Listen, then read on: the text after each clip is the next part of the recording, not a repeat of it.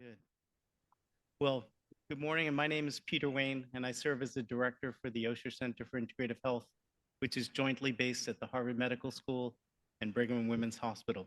And on behalf of our Osher team, members of the planning committee, and our sponsors, I wholeheartedly welcome all of you attending here in person today, as well as those joining in virtually. At last count, we had over 750 registrants. We prepared a very special two-day program centered around the interface between technology and integrative health that will be delivered by a remarkable transdisciplinary group of scholars. I'm personally thrilled to watch this unfold, and I trust that we're all going to learn a lot over the next 2 days. In the spirit of our Osher network forums, my team and I would like to invite you all to engage one another in conversation, both during the formal panel discussions as well as in informal chats over coffee in the lobby around viewing posters. And for those of you online, using the chat feature or the community board in the HOVA platform. And for those of you online virtually, if you run into any technical issues, please contact support@hova.com. I also want to take a moment to wholeheartedly thank our sponsors, especially our benefactors, the Well Foundation and CIMIT, and as well as our innovator and champion donors. And I also want to especially thank those companies and organizations that donated prizes for our raffle. We'll be raffling these off over the next 2 days, and there's lots of exciting gifts that we can all get.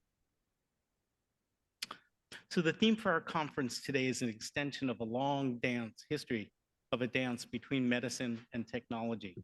From the earliest phases of human history, medicine and technology have been what might be called co-evolutionary forces. Medical or health-related needs have catalyzed the development of technical solutions, and conversely, the development of novel technologies have afforded new insights into the basic processes underlying health and disease and provided tools to evaluate the effectiveness and risks associated with novel interventions. Very, very early examples of this interdependence include Paleolithic stones used for surgery, amputation, and trepanation, which is drilling holes in the heads. And like all of us, who needs that, like a hole in the head? And a recently unearthed prosthetic device made of wood and leather dated back to ancient Egypt was apparently one of the earliest prosthetics used, in this case, for a missing big toe. Other pre-modern examples of health technology synergy include the invention of the compound microscope, which clearly opened up a whole new lens into the microscopic world, and the development of ECG around 1900, which enabled monitoring and interrogating of the workings of the heart. More recent examples of the coevolution between healthcare and technology suggest this dynamic is going to lead to rapid and widespread impact. For example, the digital revolution and the introduction of electronic health records, which took place as recently as the 1960s at the Mayo Clinic, catalyzed a shift from cumbersome and difficult to access written records to digital organization, which has enhanced administrative efficiency, patient access, and laid the foundation for AI to interrogate big data. Other significant advances, which began another significant advance, which began less than 25 years ago, is the field of telemedicine, which has improved access to healthcare for patients in rural and underserved areas and catalyzed the development of telehealth communication systems and platforms, wearable devices, and in-home sensor technology. Other technological advances, just to list a few, include robotics, virtual and augmented reality, and 3D printing.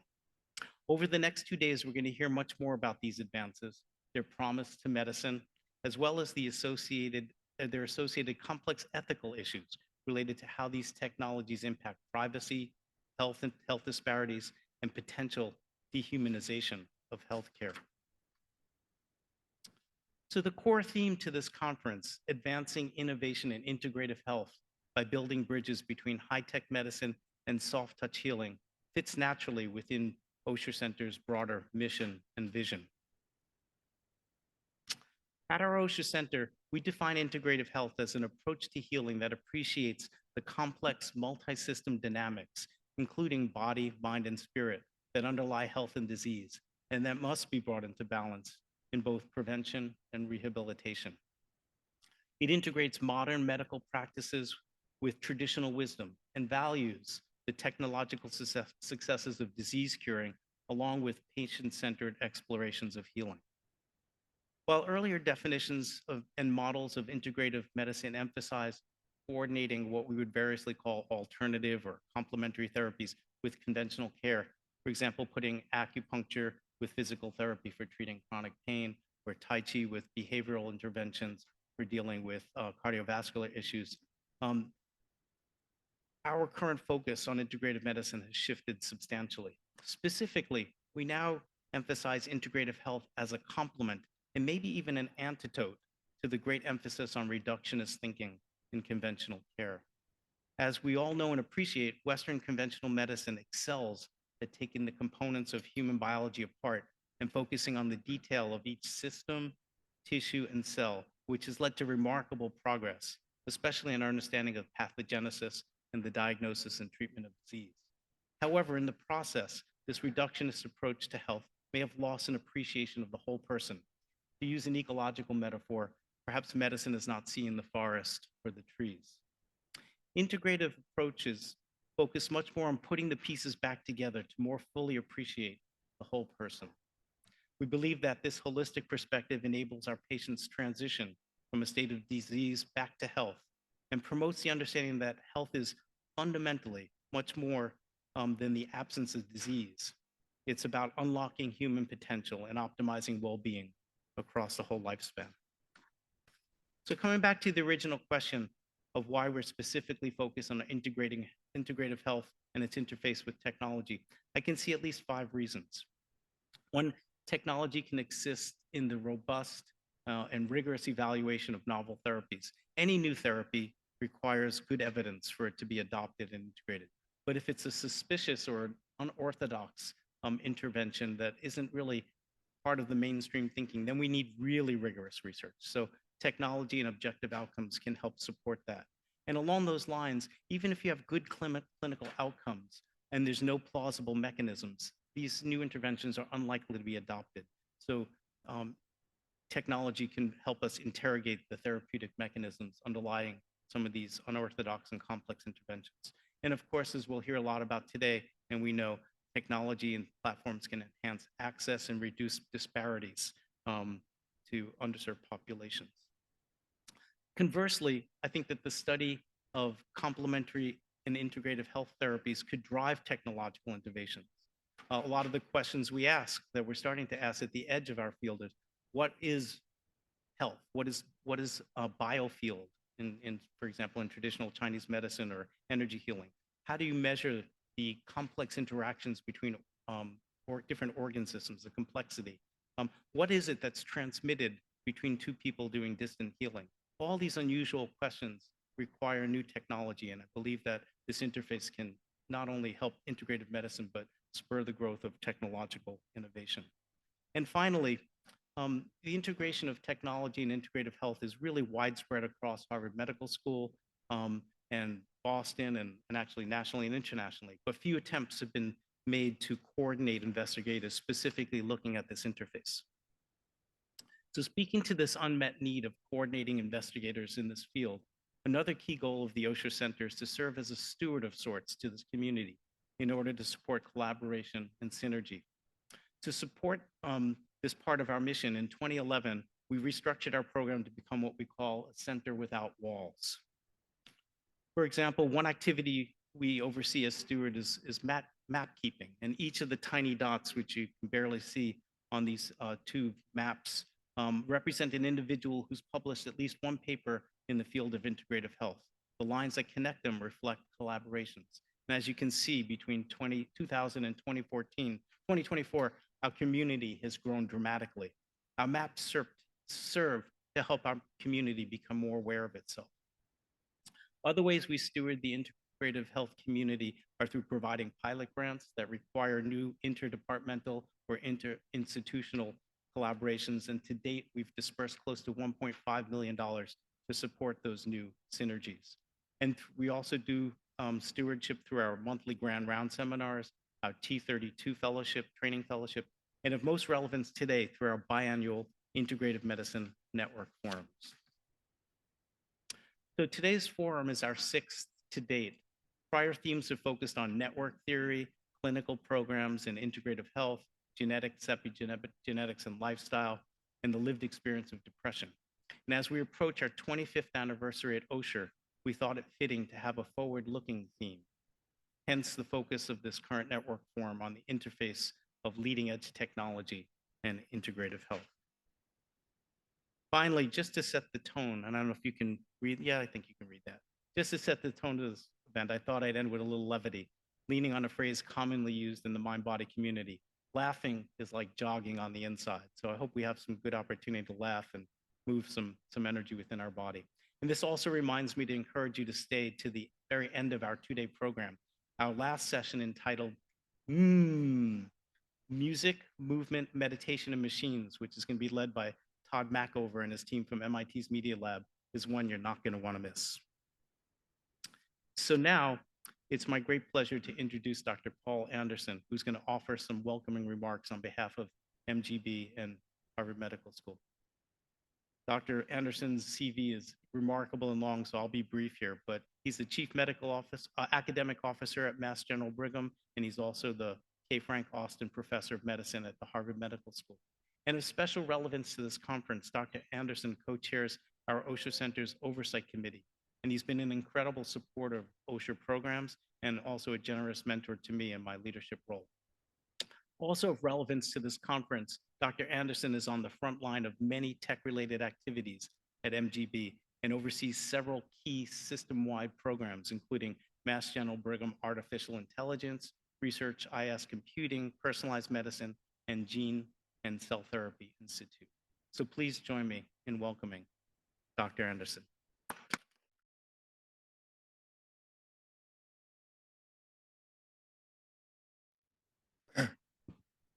Thank you, Peter. I always learn something new when I talk to Peter, but Paleolithic burr holes, that's something that I didn't really predict. So that was fantastic. Well, good morning and welcome, everybody. This is the 6th Osher Network Forum titled High-Tech Medicine, Soft Touch Healing. And over the next 2 days, we'll learn the impact that new technologies, things like AI, wearables, smartphones, robotics, complex systems, will have on integrated medicine writ large. I'm so grateful for all of the hard work that Peter Wayne and his team at the Osher Center for Integrative Medicine at HMS and Brigham and Women's Hospital have done to make this symposium a reality. I'm so grateful also for the contributions of Darshan Mehta and his team at the Benson Henry Institute at MGH and the contributions that they have made. As you know, MGB is in the middle of an integration process that will make clinical research and clinical medicine collaborations much more easy and productive between all of our institutions. And this symposium is a wonderful example of when that happens, we can really come together as partners and not competitors. Harvard Medical School and its affiliated hospitals have a long history of promoting innovative solutions in healthcare. From the Center for Integration of Medicine and Innovative Technology, also known as CIMIT at Mass General Hospital, to the Weiss and Blavatnik Institutes at Harvard Medical School, to the Wellman and Martino Centers at Mass General Brigham. Innovation and technology development have driven medical discovery for many decades. And the Osher Center and the Benson Henry Institute have similarly enhanced technology for the benefit of our patients for many years. Throughout this symposium, we encourage you to ask questions, engage with our speakers, connect with fellow attendees. Whether you're a seasoned practitioner, a curious newcomer, or someone seeking alternative solutions for health and wellness, your participation enriches our discussions. As we embark on this journey together, let's remember that integrative medicine is not just about treatments, it's about empowering individuals to take charge of their health. We hope you will leave the symposium better informed and more ready to explore how new technologies can enhance what integrative medicine has to offer.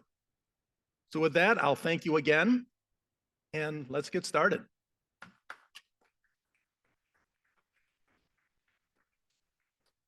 So it's now my distinct pleasure to introduce our first speaker today, Dr. Andrew Ahn, who's going to set some additional context for our planned program. who's sharing some of his own rich experiences at the interface of integrative medicine and technology. Andrew began his affiliation with the Osher Center nearly 20 years ago as one of our fellows, and I feel very lucky to be able to call him a close colleague and a dear friend. His background uniquely integrates his internal medicine training with physics, engineering, and integrative health. Andrew's one of the smartest and out-of-the-box thinkers I know, and for this reason, we recruited him in 2022 to help launch and lead a new Osher initiative centered around leveraging technology and integrative health. In this role, he's been instrumental in shaping today's event. As he will share with you in more detail, Andrew's pioneering work during his Osher Fellowship explored the biological basis of acupuncture, including bioelectric phenomena associated with connective tissue, acupoints, and meridians. Along with Professor C.K. Peng, who I see over there, who's going to be speaking tomorrow, Andrew also helped found and co-direct the Dynamical Biomarkers in Medicine Laboratory at BIDMC. And a team that he and CK led was one of 2 finalists among 300 global competitors for the X Prize Qualcomm Tricorder Challenge.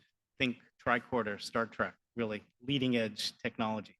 Andrew's also the Chief Medical and Science Officer at Labfront, an innovative physiological research platform, and Chief Medical Advisor to PhysioQ, it's a nonprofit organization empowering citizen scientists through accessible and user-controlled physiological data.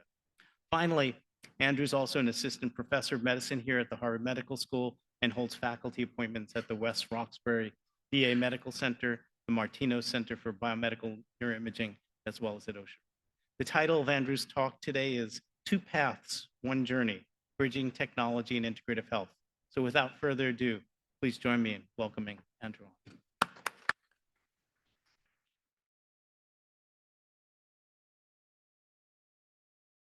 Thank you, Peter, again for that introduction. Thank you, Dr. Anderson, for putting this conference into gear.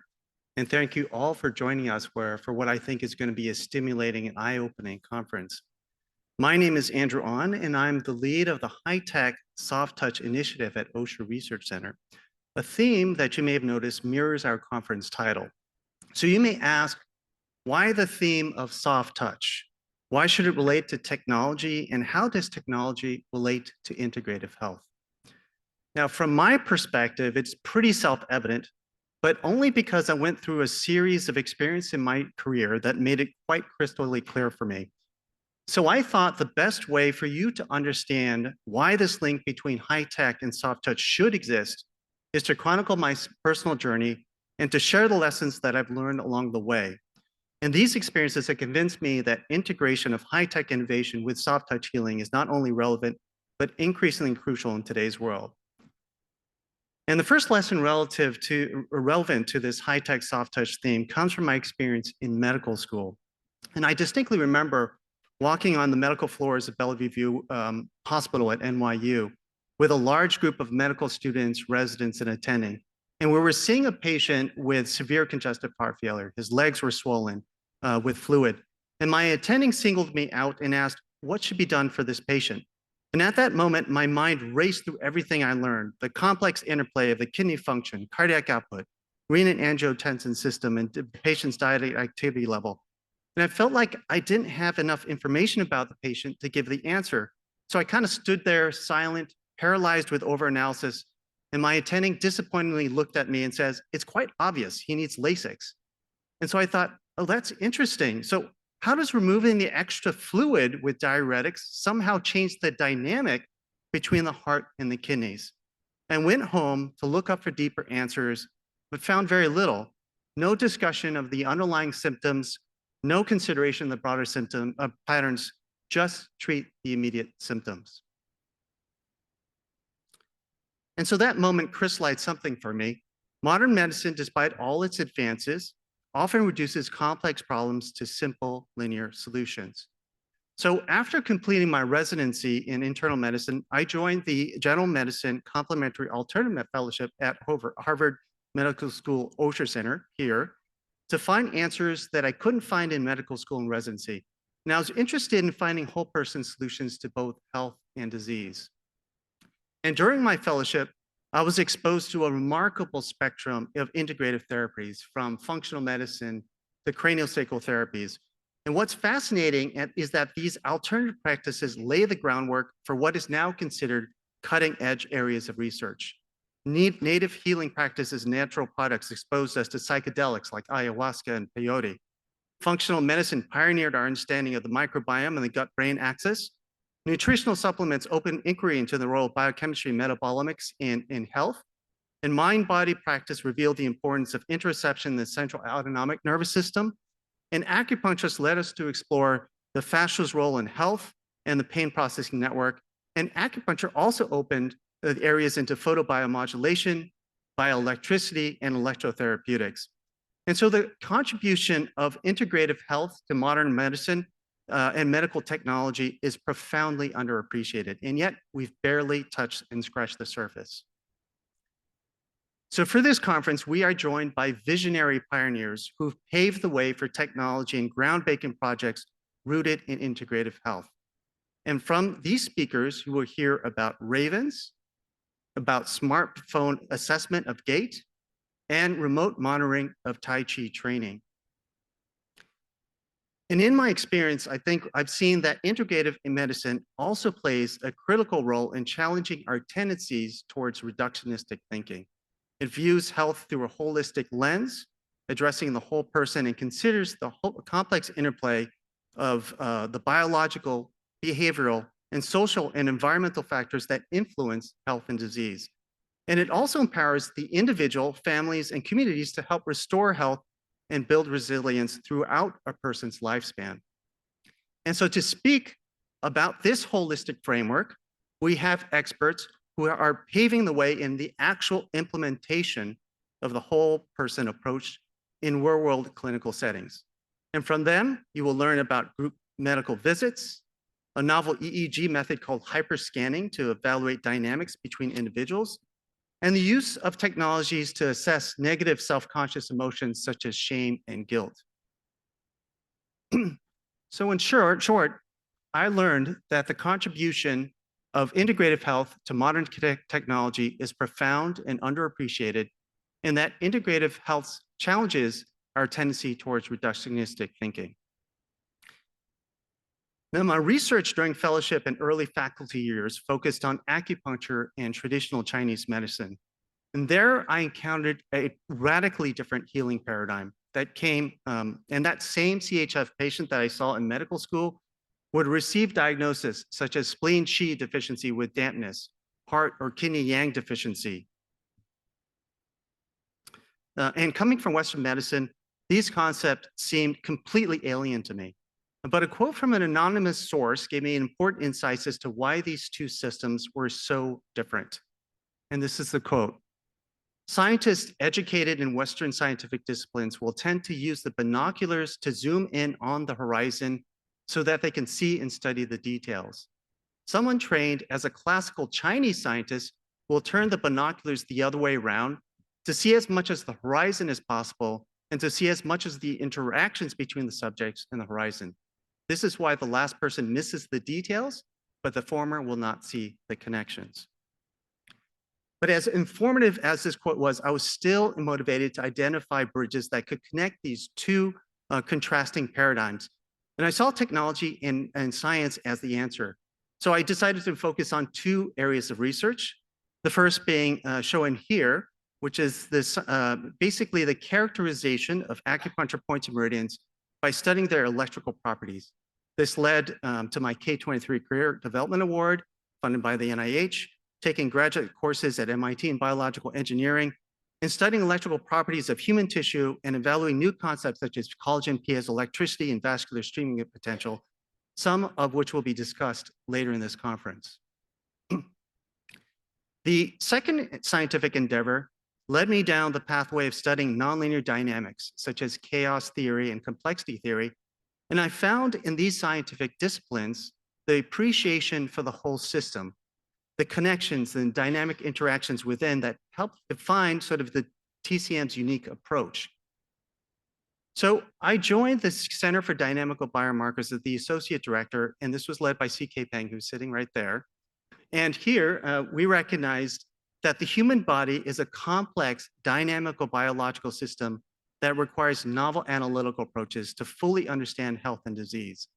And several analytical approaches were developed in this lab and cited thousands of times. And a lot of these concepts, such as fractal dynamics and criticality theory, which resemble the yin-yang dichotomy, critically sort of share the concepts fundamental to TCM and Eastern medicine. So to talk about this link between TCM acupuncture and complexity theory, we have our all East Asian team, which again provides a very fascinating plenary session. And we will discuss about complexity theory and bioelectricity as it relates to TCM, acupuncture, and mind-body practices. So the lessons I learned during my early research years were that technology can bridge very different paradigmatic systems, and that scientific formalisms exist for evaluating complex systems.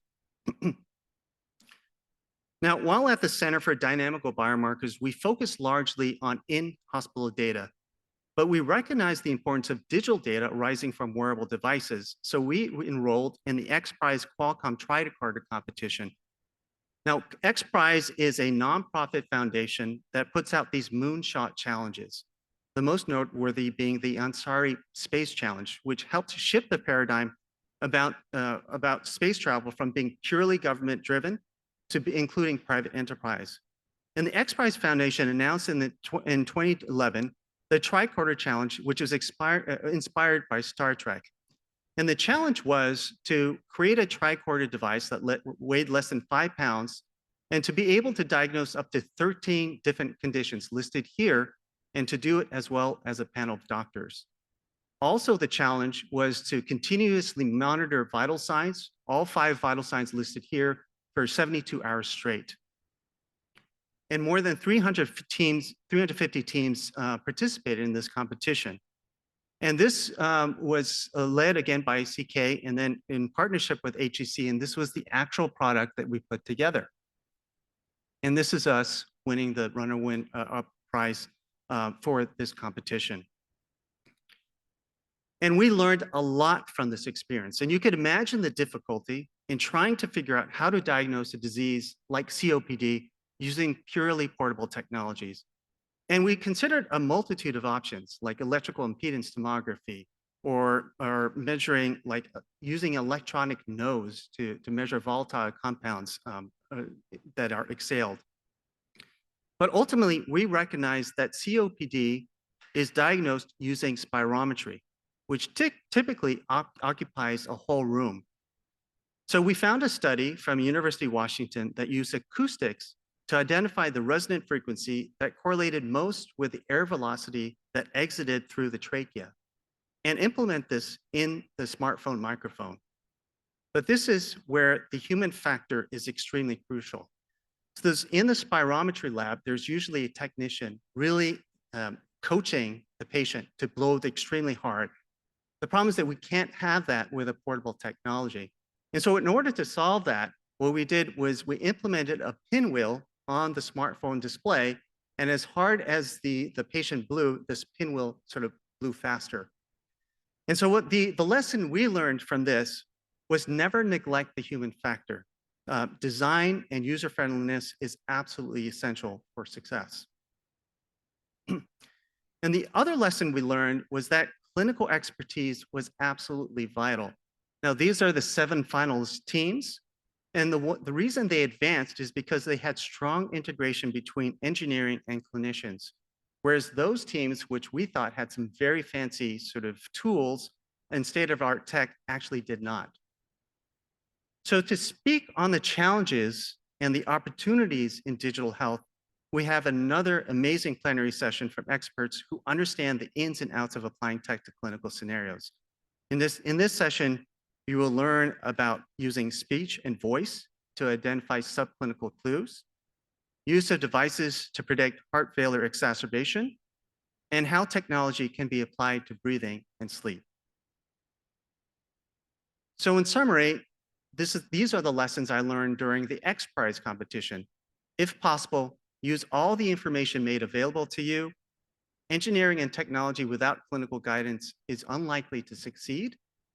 And user friendliness is key. Human technology interaction is critical, yet often overlooked. Meanwhile, I was still working in the hospital as an inpatient medical attending at Beth Israel Deaconess Medical Center. And in early 2020, we saw the eerie pictures of empty streets in Wuhan, and then the distressing news of overwhelmed ICUs in Italy. And we knew that it would hit us in Boston in due time. And in times of crises like this, hospitals create a hospital incident command system, which helps coordinate the hospital response to an ongoing crisis. And the biggest unknown at that time, however, was how many patients would ultimately be admitted to the hospital, to the floors and ICUs, and whether we had the capacity to deal with the numbers.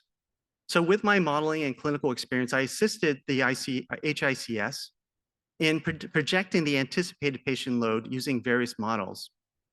And we were certain that the Biogen conference in February 26th to 28th, where there was the first cases of COVID in Boston, was going to be the defining COVID event. But because many of these attendees lived in the suburbs and had the resources to isolate, COVID actually did not spread significantly until mid to late March, when the Europe travel ban was announced on March 11th and instituted on March 13th. Here, in the few days before the travel ban was instituted, airports were packed with travelers, many without masks, as you can see here, and they were all trying to beat the travel ban date.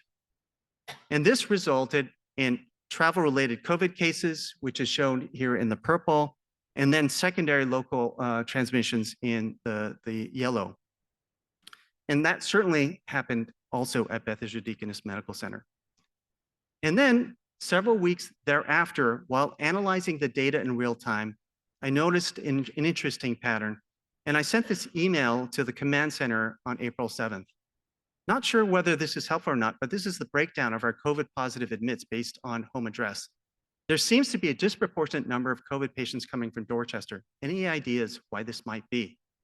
And you could see sort of the numbers on this table. And you'll see that, and this sort of follows up with my conclusion the following day. My other concern is the significant amount of infections occurring in African-American and Black neighborhoods in Dorchester, Hyde Park, Roslindale, and Roxbury, and also the Latino population in Chelsea. And the following day, I sent this email. So far, it is clear that our more recent COVID positive admits are coming from minority groups. Out of 41 patients who were admitted these past 3 days, only 8 were white. Black African-Americans represented 44%, Hispanic individuals made up 24%, Asians made up 12%. This is clearly not representative of our typical admission cohort. And then several days later, there seemed to be more evidence to suggest that these latter minority COVID admits may actually be sicker, possibly due to existing comorbidities and delay in access to care, et cetera. And there was some data to bear that out. And then major news outlets started to report this later on. And unfortunately, our Black and Brown communities were disproportionately impacted due to systemic factors. There were the essential workers who couldn't simply stay at home. Their home environment precluded the way of isolating from other house members, and even limited access to masks probably played a role in their poor health outcomes. So when it comes to technologies and AI, we have to be certain that inequalities are not further accentuated with the increasing adoption of AI and digital technology.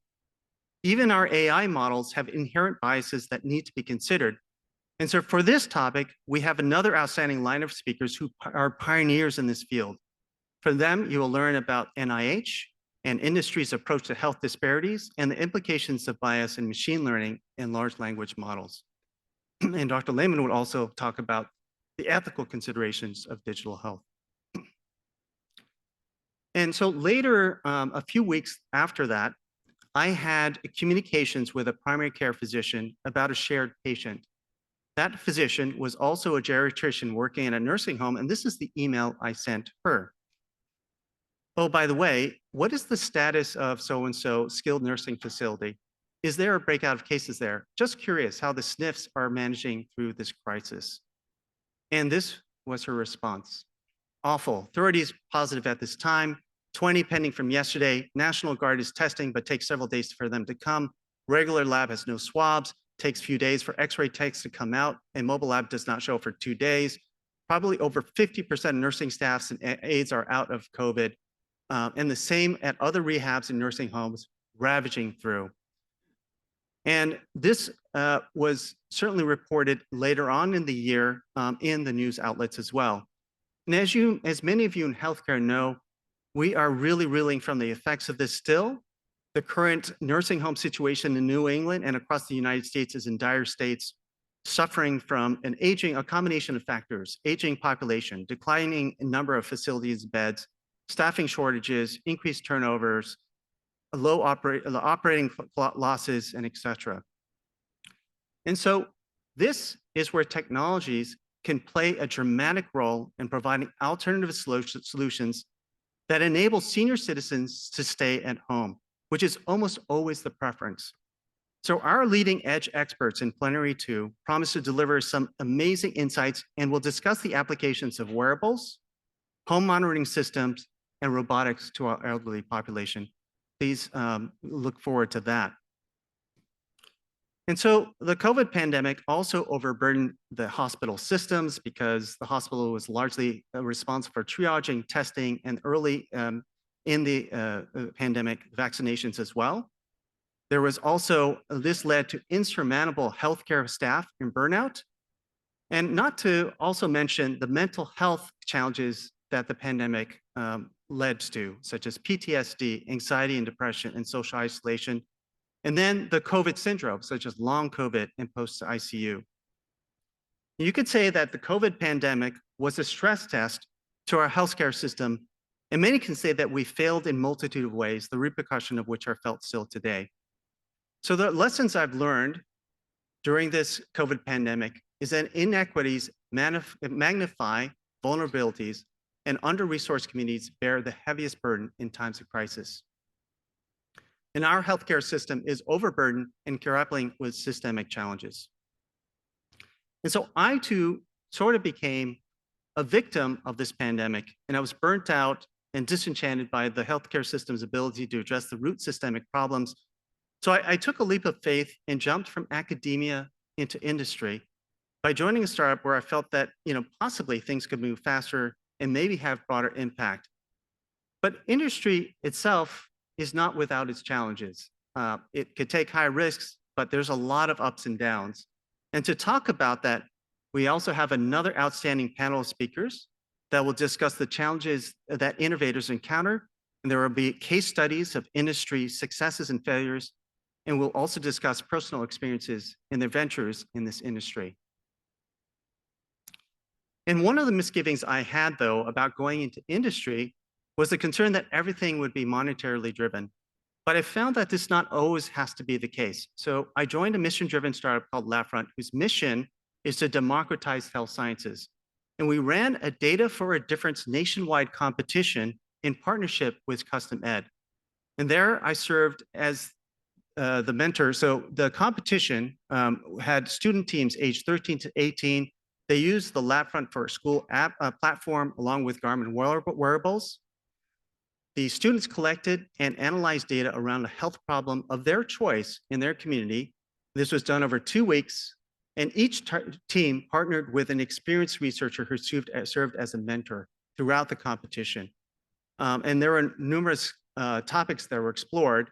And I mentored these 2 very brilliant and highly motivated teens from Neenah, Wisconsin. And they were interested in the effects of social media on mental health.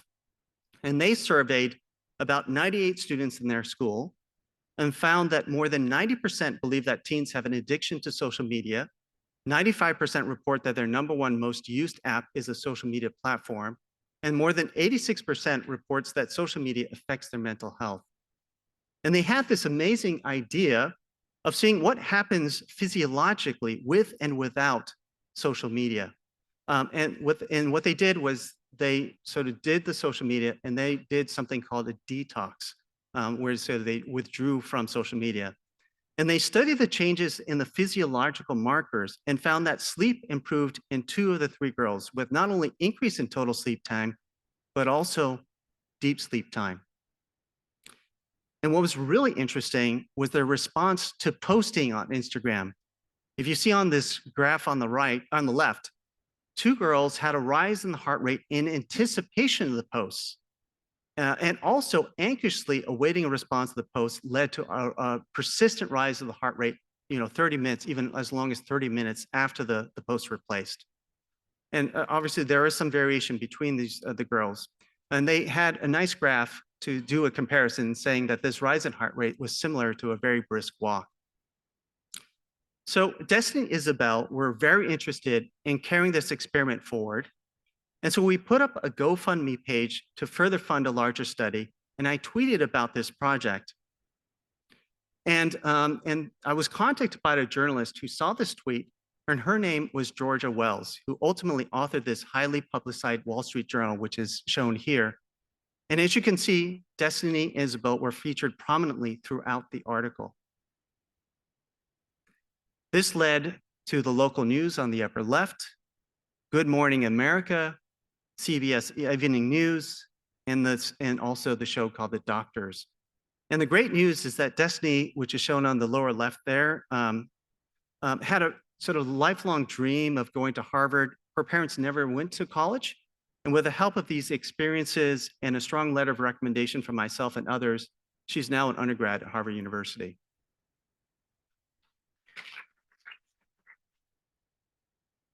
So the lessons I learned through this digital experience is that industry plays a vital role in healthcare with its agility and willingness to take risks. And digital health expands access to knowledge and tools, but needs balance for equity and scientific rigor. And now for AI, an area that has been tremendously fast and rapid in its growth. And it's hard to believe that the first version of ChatGPT was just released 2 years ago at the end of November of 2022. And so when it comes to AI, our natural inclination is to focus purely on the performance of AI in isolation, where humans are out of the loop. And this is the technology-centric perspective. Based on a systematic review, about 76% of AI-related publications took this approach.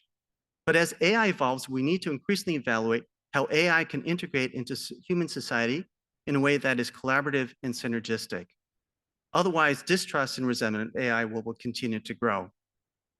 And so to explore the cutting edge of integrating AI and technology with the human experience, we're joined by leaders who are shaping the future in this field.